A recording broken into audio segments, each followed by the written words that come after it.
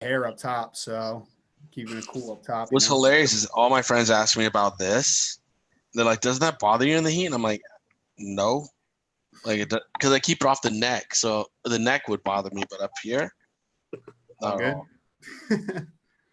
All right. Hey guys, we're live. All right, we're live. All right, welcome everyone to this NFL Draft Bible exclusive interview.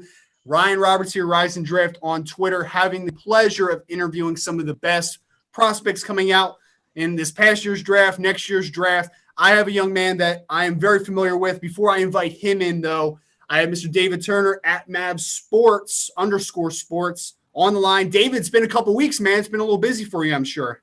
Yeah, I've been on the road with ANC combines, trying to find players out there, looking for opportunities. So we haven't had a chance to circle back and talk a little bit, but today's gonna be great. Yeah, man, absolutely, and that's a perfect segue because we have a young man that was a part of one of the ANC combines, the American National Combine in St. Louis. So I'm going to invite him into the show now. Jackson Scott Brown, offensive lineman out of Northern Iowa, currently unsigned, waiting for that opportunity. Jackson, we talked a little bit about the offseason being a little stressful for some smaller school guys who weren't able to get those verified numbers. You were able to get it recently. But before you start, man, getting into this, welcome to the show. I appreciate you coming back for a third time now with me. Oh, yeah, thanks for having me. It's been good. We've had a pretty good relationship going. It's been a good time talking to you, so I'm glad I'm back on again. It's been fun. Absolutely, man. Absolutely. And, we're just busting chops off air for a couple of minutes here. Jackson, I know you had the privilege of meeting David at St. Louis. You were named one of the best performers at that event. Before we go deep into that, man, let's start back at the Northern Iowa career a little bit. We talked about it last time we were together. Finished it off with a great season, 10 wins, playoff appearance. Got a big upset during the playoffs. Well, a big upset to the outside media for you guys. Right. Taking care of business. But 10 wins, great ending to your career, All-American honors, man. Just relive that glory for me for a second here. Some of your greatest accomplishments as a Northern Iowa Panther. No, yeah, this year was pretty awesome. I mean, 10-win season. Those are hard to come by, especially in the Valley and especially in FCS football where everyone's so evenly matched. And just like in the Valley where everyone's so evenly matched, everyone's, the top tier teams in the Valley, in my opinion, could be FBS teams for sure. And then the lower tier teams could be conference champions in other conferences across the country. So going 10 wins, I mean, doing what we did was phenomenal. And then, getting out to going back to Brookings and kind of revenging that loss. That was really cool. And Brookings, that's a team that, so we played them 7 times my 5 years there. And it went win, loss, win. It was every other game. So it was pretty cool to kind of end on the win, not end on the loss. So that was pretty awesome. And then this year being an All-American, that was really cool because that's been a goal of mine ever since I've been at UNI. To be one of the best offensive linemen in the country was something that I really strive for the past 2 or 3 years. And then to finally get that recognition and kind of validation, you're one of the better ones, it was pretty awesome. So yeah, this year was excellent, but I had a really great career. I'm starting 48 straight games, playing 49 straight. I couldn't have asked for a better career. So, and I'm glad, and I'm hoping that this career goes on, and I know it will some way, somehow. So. Yep, absolutely. And, 48 straight starts, big senior season, incredible things to be proud about, man. I know we talked a little bit about how this offseason wasn't as advantageous as you probably would have wanted it to be to get the eyes from a draft community perspective. Seems like some people in higher spots are starting to get a better opinion of you just because they were able to get those verified numbers. I know the tape is good. So starting with the tape there, talk to me about this offseason, though. The obstacles you had to navigate and how you felt that you were able to put your best foot forward to getting that opportunity. Yeah, so we had to get really creative this offseason, especially because before, COVID or anything, we had an issue where we weren't even able to have our pro day at the actual dome. There was some complications with scheduling of the dome. So that was kind of hard to go around. They just kind of beat it to us. It was like some type of robotics competition or something, beat us to the punch on scheduling the Dome. So we had to go out and find a place. And, we went around, we were maybe going to try to go to Iowa State. And then we decided that probably wasn't the best idea. And we were going to try, to go to a local turf field, and that wasn't it. So then we ended up going to a place in Waterloo. It's basically like an indoor facility, Cedar Valley Sportsplex. And then, so we found the place, and then COVID happened and everything shut down. And then it was like 2 weeks out from our date of our pro day. And then we had to, so like the 2 weeks before, we worked out at a CrossFit gym that I interned at. So I had a really good relationship with the owner, Armin McCormick.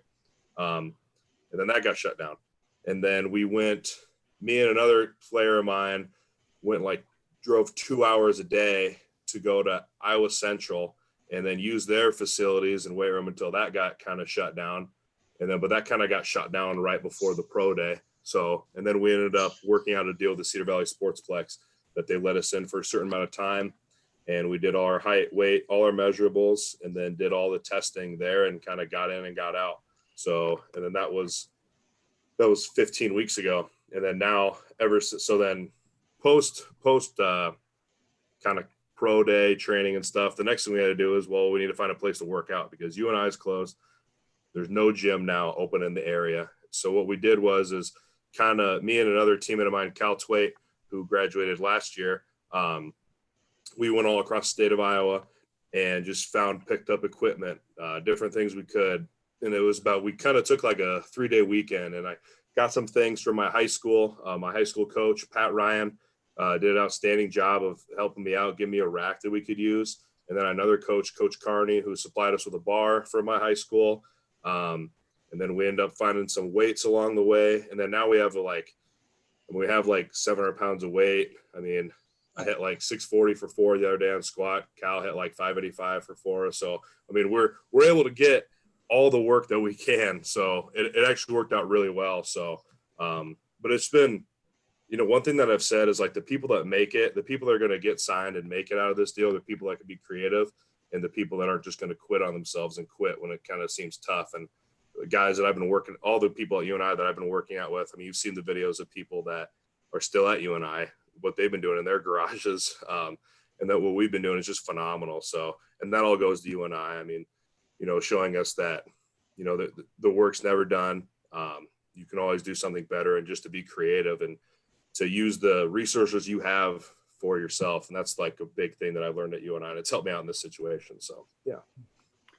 And sounds like trains, planes, and automobiles to stay up. But I commend you because it is hard right now. The gyms aren't open. The weight's not easily available. Whereas a skilled guy can go run hills, do cone drills, do things to do other work. You as a big guy, you need to lift weights and stay in physical condition with the weights. And, to tour Iowa just to find weights to lift with and bars and racks. I mean, I commend you guys. Like, seriously, that's awesome. Yeah, it's been fun too. It's been fun going all across the state, finding places. And we took like 3 days and kind of drove all across the western side of the state and just picked up bits and pieces everywhere.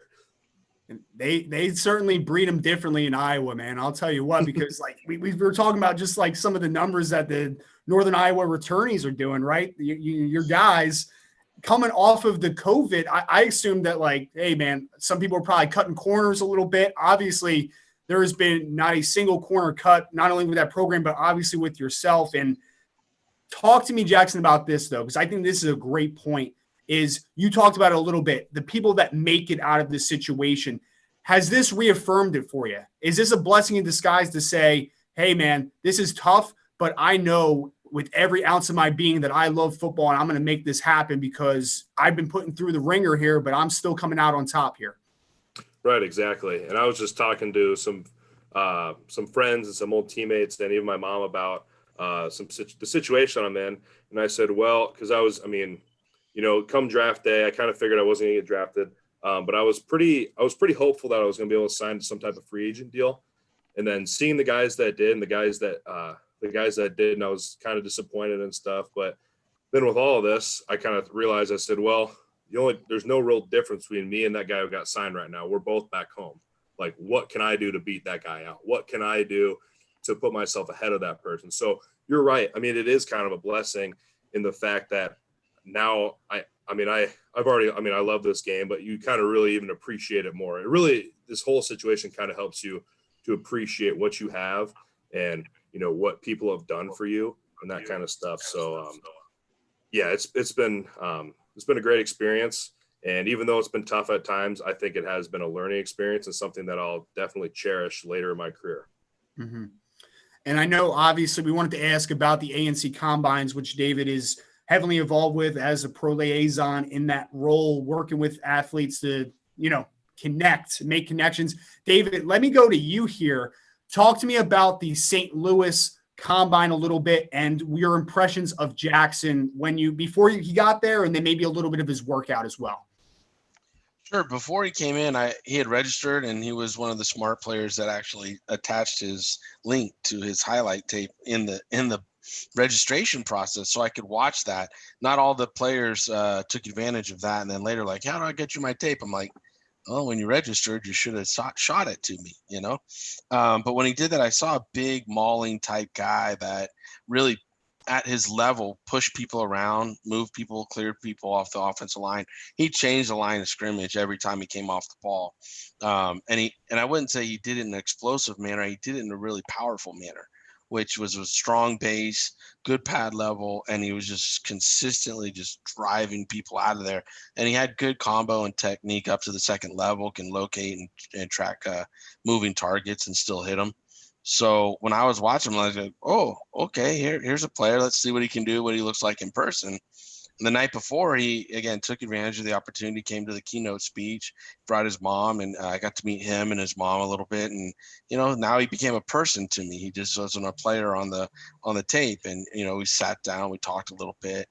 And then, again, at the Combine, I got to spend some more time with him and then watch him on the field. And I was a little surprised with his athleticism. I mean, I'm not going to call him an athlete, but, but he had good bend through the hips and in the knees and in the ankles when he was doing stuff. When we asked him to trap and pull, he did a really good job at that. There was another lineman there, and when the two of them would go together, it just looked like it was supposed to look. I mean, he would come down, the other guy would wrap around, and then they'd switch spots, and everything just looked natural. He knew the drills well. He was well coached. You could tell that through college with his technique, hand placement, and stuff on the bags. And again, we're not in full pad, so grading offensive linemen, you go out on a limb a little bit, saying this guy can do it and he could be physical. But his highlight tape, in conjunction with what I saw on the field, in conjunction with the character I felt from him when we were talking, I was more than happy to write a report and send it to the NFL and CFL teams on his behalf. Mm-hmm. And Jackson, kind of going over to you, talk to me about that experience. Obviously, we mentioned, David Turner is going to be there at the ANC Combine in St. Louis. And it seems like it was a great experience all the way around. Tell me about your experience over there in St. Louis.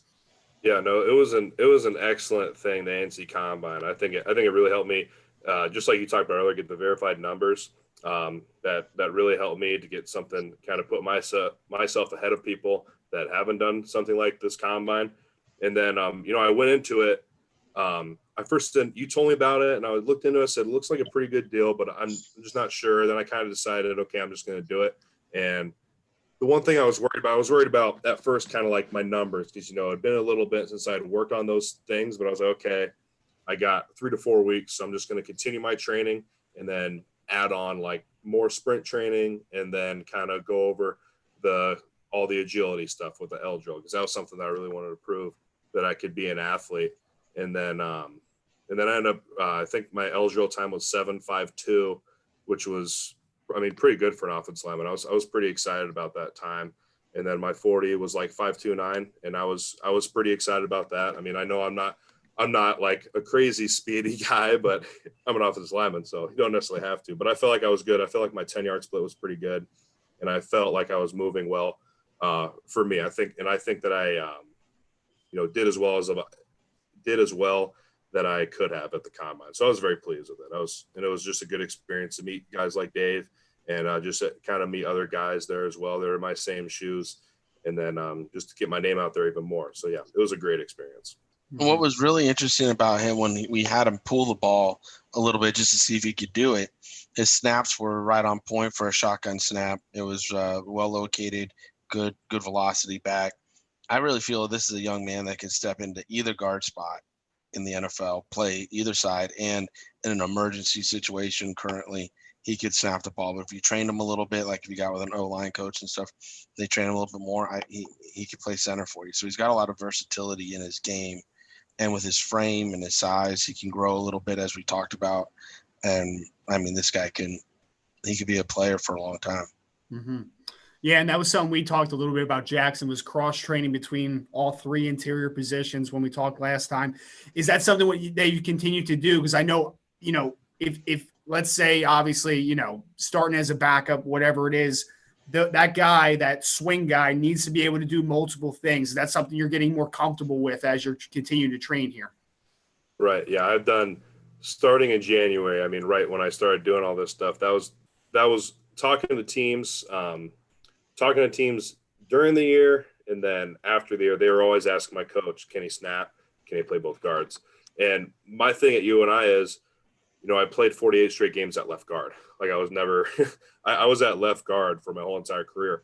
And it's not that I couldn't do the other ones. It was just that I didn't, because I was just at left guard, because I wanted to maximize myself in that position. So, in the summers I would do a little bit of right guard stuff, and then I never really did much snapping. But then starting right in January, right when we started pro day training, I really focused on all my drill work was in center and at right guard, just because – I'd done 5 years of left guard stuff. When I went to high school, I couldn't even get in a left-handed stance. And then now I had to kind of switch back. And it was kind of weird, but now I feel, after the past, I guess it's been quite a few months since I started doing this. I've been snapping just about every single day.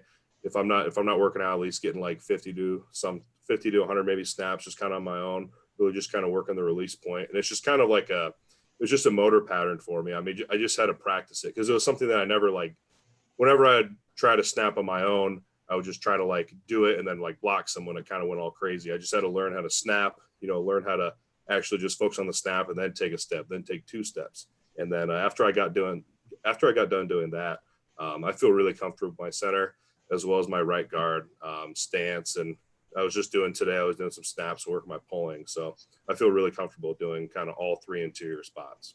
Mm-hmm. So you're making yourself obviously versatile, more valuable.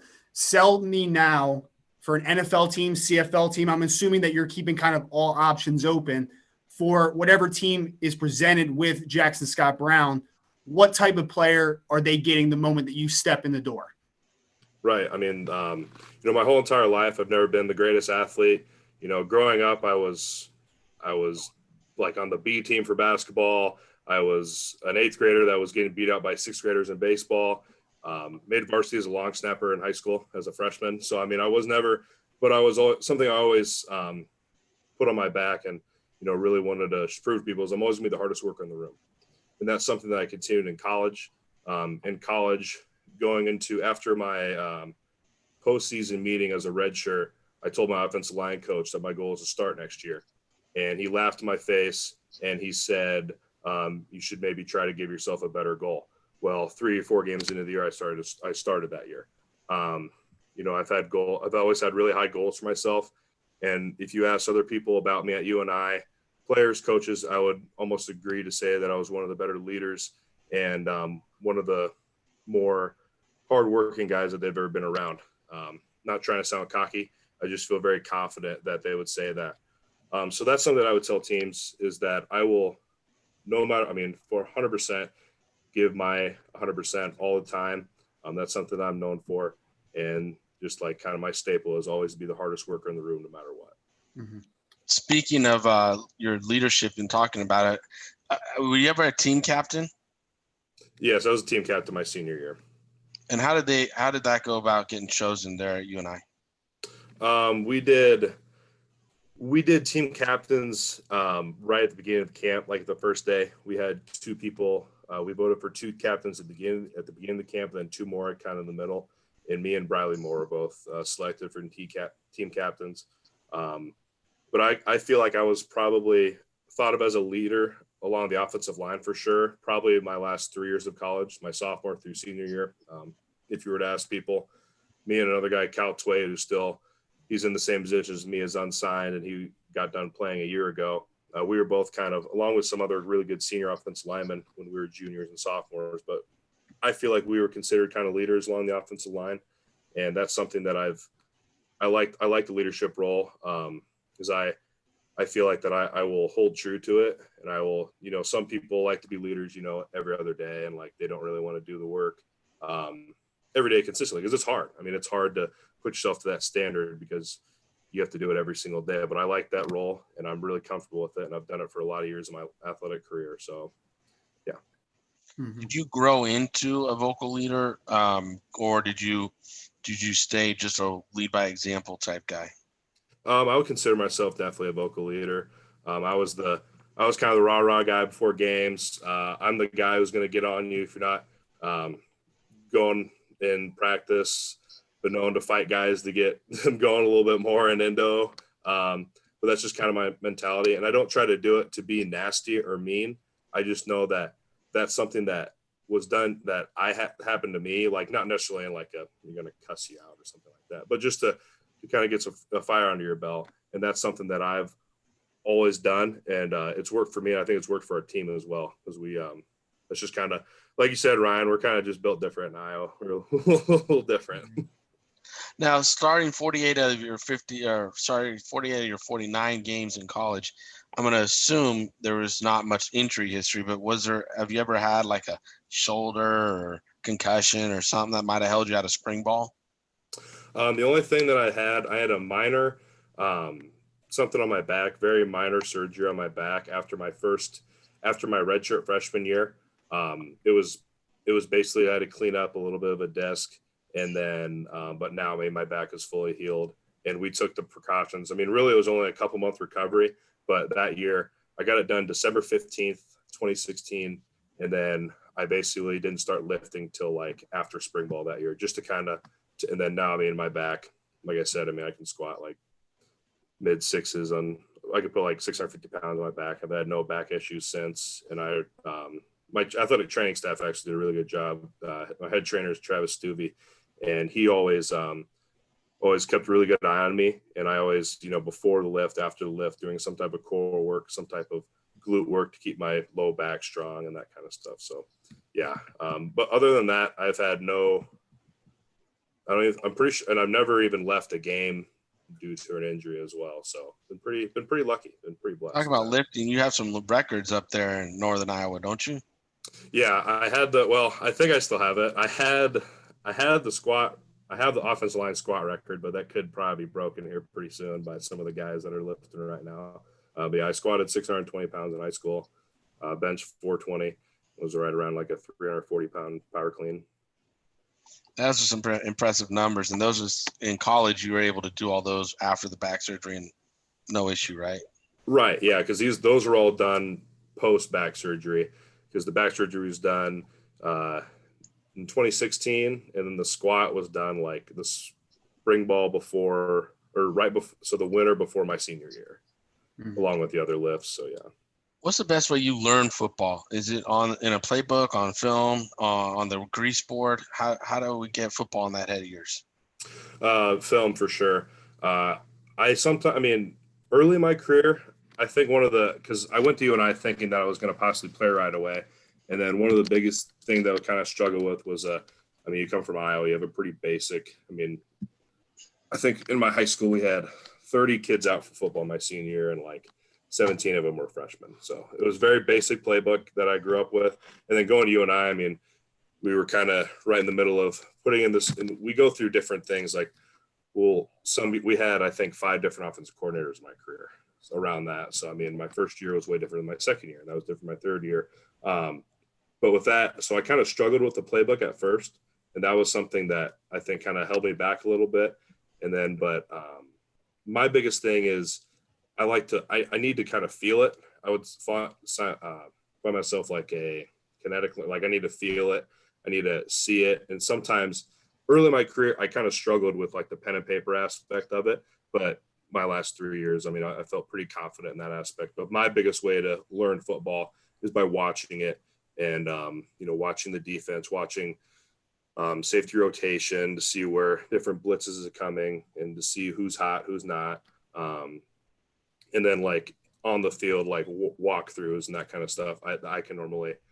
That's where I normally see it the best, but that's just kind of. Who makes the line calls for you? Is that your center or was that you? I would say my last 2 years, a lot of it was me. We had a good center, but I was just kind of a little bit more experienced. And our whole 5 offensive linemen, they all understand safety rotation and that kind of stuff. And, blitz indicators.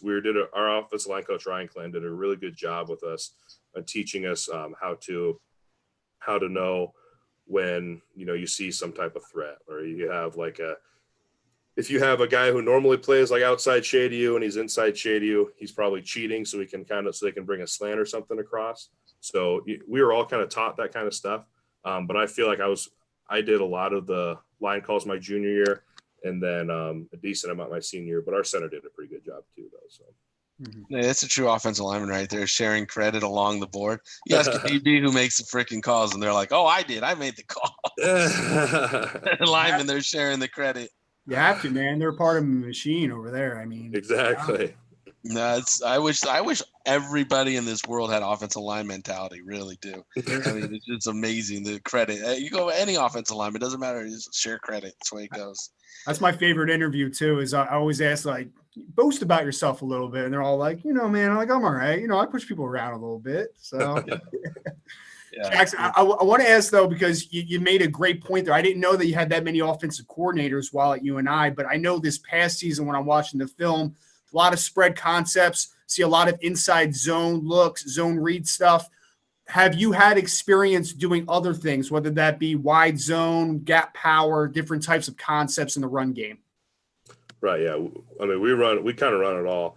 Something that we'd like to get into. We wanted to get into some mid zone concept, but we sometimes we kind of struggle with at times, knowing whether it was like a front side header or if it was going to kind of cut the backside. But we just crushed inside zone because it was something that we knew. And then we'd go inside zone at you, and then to kind of tuck the defense and then run mid zone out the gate. But no, we did a lot of. We ran a lot of power. We kind of got into some more new school stuff with 10 personnel power to kind of spread out the box a little bit, because a lot of teams, especially in the Missouri Valley, they're going to play a safety like dang near at linebacker depth just because it's a run first league, and that's just kind of how it is. Well, no, we did some stuff. We were pretty heavy 2 years ago with an offense line coach we had. His name is Mike Simmons. We ran a lot of power, a lot of 22 personnel, slide the fullback over, the whole defense shifts that way, and then we're going to run that way. But that's just that was our mentality as well. Mentality is we don't care how many guys you got on there. We have the same amount. We're going to see who wins at the end. So we've done a lot of different, and then pin and pull as well. We ran some pin and pull, not a whole lot this year. Actually, I don't think we ran any this year. In 2017, we ran a lot of pin and pull. Really, our main plays in 2017 were pin and pull and power. Last year, the next year, 2018 was super heavy inside zone and power as well. And then this year, like you said, a lot of inside zone. And then we kind of got dinged up at the tight end position. So it was kind of hard to get into those heavy sets because we had like Briley Moore banged up his shoulder. We had another tight end, Tristan Moore, who got banged up. And then we even had we had 2 redshirt freshmen out there who were battling like heck, but they just didn't have the experience to kind of play in the Valley. But this should be pretty solid this year, the tight ends. I think they have like 10 tight ends now, so they should be pretty solid. But no, yeah, those are kind of the different stuff that we get into. Yeah, I saw they had a transfer tight end from Western Kentucky coming in too, who's him as well. Yeah, so they should be set at tight end. Yeah. Who do you model your game after in the NFL? If you said, someone that I play like or I model my game after, who's the one player you would say you do that? It's a really good question. Somebody that I like, and I kind of like his story just because he's kind of changed his persona about himself, is Richie Incognito. And I know that he has like the backstory about what happened to him in his career, but just kind of what I've heard and from what I've seen in media reports and stuff is that he's kind of changed his ways. He had a really good year this year with the Raiders, and other things aside, I just like the way he plays. I mean, some people disagree on kind of his mentality, and I get that as well. But from what I understand, he's a guy that shows, just on the aspect, he's a guy that shows that he can kind of change his ways, and that, you know, you might be wrote off to some people, but some people not. And then other guys I like is like Zach Martin. I think he's the best guard in football. I mean, that dude can kind of do it all from the aspect of you can run in the open space as well as like take on like Mike Daniels in a 3-tech inside zone. I mean, he's a stud. And then obviously everyone likes to watch Quentin Nelson because that dude's just a mauler. It's all about the Notre Dame offensive lineman, man. That's all I heard. Exactly. Yeah, exactly. Love it. Jackson, kind of winding down here. You talked a little bit about, you know, the great career you had. I'm a big believer in this UNI team that's coming back next year. So tell me about how happy you are with how you were able to leave that program and how excited you are for seeing what they're able to accomplish off of the foundation that you helped build. Right. No, they should be. They should have an excellent year this year. I mean, they have a whole bunch of pieces coming back. Like you said, you got guys like Spencer Brown, Everson Smith, Xavier Williams. I mean, the list goes on. I mean, there'll be even some people that you guys have never even heard of that'll be on a lot of NFL radars. Jared Brinkman's for one. I mean, everyone's kind of known about him, but there's gonna be a lot of people this year that were kind of unheard of, but just how good they were at UNI, they're gonna get some opportunities. So it'll be a super fun year for them, and I think this will be second year with offensive coordinator Ryan Mahaffey.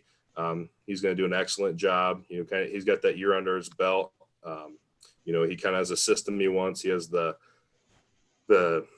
discipline from the players that he wants. And we were already a disciplined group, but now we're even better. And it's going to be a very exciting year. Then the defense is going to be outstanding, but we already know that. The defense is going to be outstanding, and then the offense is going to be really good as well. So I'm excited to see that. Awesome. And David, do you have anything else before I wanted to kind of end them on one? If you have anything else you want to ask.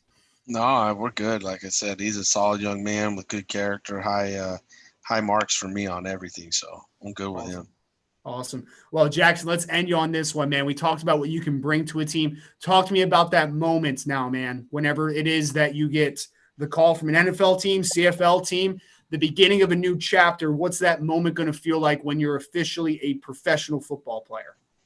It's going to be awesome. I know it's happening pretty soon here. I'm pretty excited about it.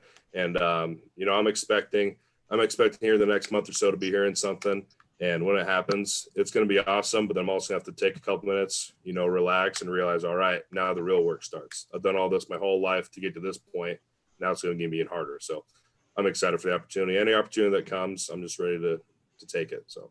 Love that perspective. I think a lot of guys feel like it's the end. It's actually just the next turn of the page. So awesome stuff here, as always, with myself, Ryan Roberts, David Turner, NFL Draft Bible spotlight interview here with Jackson Scott Brown. Jackson, appreciate it again, man. Always a pleasure. Wishing you the absolute best of luck here. I know you're going to get that call soon, my man. Thank you very much. Thanks for having me, guys. Thanks, Jackson. Good seeing you. Yep, good seeing you.